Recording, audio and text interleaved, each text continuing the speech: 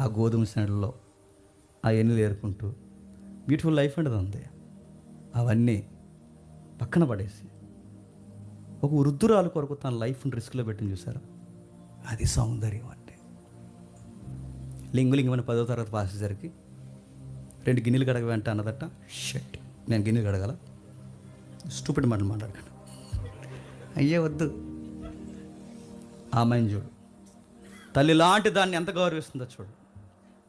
ఆ బ్యాగ్ పక్కడేసి ఆ సీపు పెట్టుకుంటే ఏం మాట్లాడుతున్నావు, ఇట్స్ మీ, నేను సీపు పెట్టుకోవాలి, అయ్యే వద్దు. ఆ అమ్మాయిని చూడు, అంత అందగత్తే, చక్కటి పిల్ల, ఎండలోకి పోయి ఆ గోధుమలేరు తన తల్లి లాంటి అత్త కోసం అంత కష్టపడుతుందంటే నేను అనుకుంటాను సౌందర్యం అంటే ఆ బయట కనబడుతుంది కాదు, కానీ తన మైండ్లో ఉంది చూసారా థాట్స్, అది సౌందర్యం అంటే.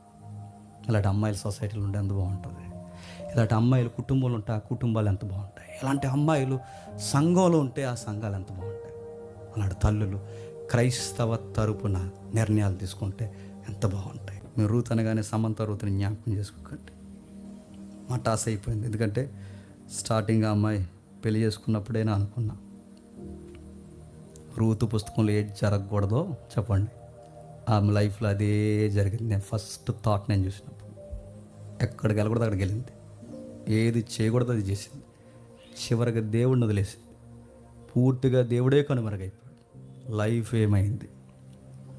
నేను తన శాపం పెట్టట్లేదు, ఎందుకంటే బయట వాళ్ళు కూడా మనకు అనవసరం. నీ పేరేంటి, నీ తీరేంటి, నువ్వు చేస్తున్న పనులేంటి, నీ కామెంట్స్ ఏంటి, నీ క్రిస్టియన్ లెగసీ ఏమైపోయింది? ఈ దేవుడు అంటే ఎలకొలం అనుకుంటున్నారేమో, మెల్ల కనబడుతున్నాడు అనుకుంటారేమో. ఆయన చెప్పింది ఖచ్చితంగా చెప్పండి, చేస్తాడు.